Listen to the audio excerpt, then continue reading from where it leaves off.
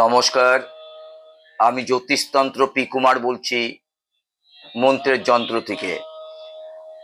আমি আবার সেই ফেংশুই নিয়ে আপনাদের কাছে আসলাম। এই ফেংশুই শোনার আগে একটা সাবস্ক্রাইব, লাইক আর শেয়ার যদি করেন, তাহলে বহু মানুষ এই বিষয় কিন্তু জানতে পারে।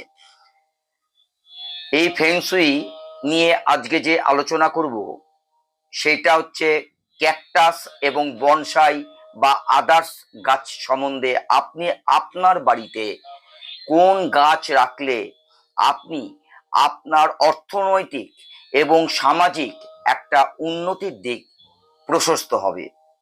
শুধু তাই না, এর মধ্যে রয়েছে পারিবারিক একটা শান্তি, যেই শান্তি আমাদের জীবনে না থাকলে আমরা অনেক অর্থ উপার্জন করেও কিন্তু আমরা কিছুটা পাগলামো করি। ঠিক সেই শান্তি আপনার জীবনে, আপনার ঘরের জীবনে, আপনার ঘরে যদি কোনো কালো কিছু থাকে, সেই ক্ষেত্রে সেটা কেটে গিয়ে একটা শুভ অধ্যায় আপনার বাড়িতে কিন্তু প্রবেশ করবে। আমার এই ফেংশুই যদি আপনারা মন দিয়ে শুনে এবং সেই মতো যদি আপনারা কাজ করতে পারেন। ধরুন, কোনো বাড়িতে বা অফিসে ক্যাকটাস গাছ কখনো রাখবেন না। আমি জানি না আপনারা কারা কারা রেখেছেন। যদি আপনাদের বাড়িতে বা অফিসে ক্যাকটাস গাছ থাকে, তাহলে কিন্তু এটা ক্ষতিকারক। এর ছোট ছোট কাঁটা ঋণাত্মক শক্তির বিতরণ করে এবং বিষ বাণের কাজ করে, যা আপনার জীবনে ক্ষতিকারক, আপনার বাড়ির জীবনে ক্ষতিকারক, আপনার সংসার জীবনে ক্ষতিকারক। বাড়িতে বা অফিসে আরেকটি গাছ, সেই গাছটার নাম হচ্ছে বনসাই। বাড়িতে বা অফিসে কোথাও বনসাই গাছ রাখবেন না। যদিও দেখতে খুব সুন্দর লাগে এই বনসাই গাছ, কিন্তু তারা বিকাশের পথে অন্তরায়ের প্রতীক। তাই কারোর বাসায় জীবনের উন্নতির বা পড়াশোনায় এর প্রতিকূল প্রভাব পড়ে।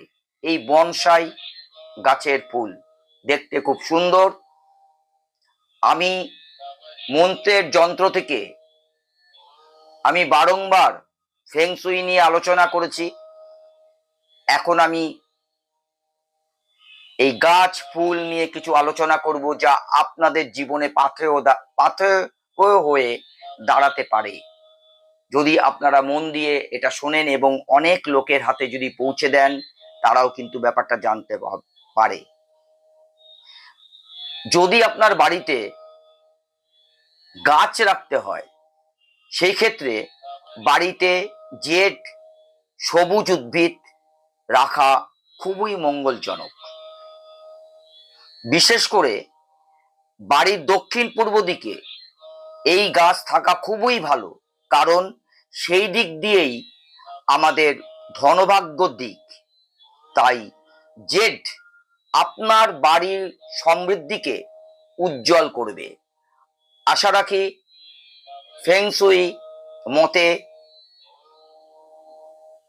আপনারা বনসাই বা ক্যাকটাস রাখবেন না। কি রাখবেন সেটা আমি আপনাদের জানালাম। পরবর্তী অধ্যায় পিওনিয়া ফুল নিয়ে আমি আলোচনা করব। নমস্কার।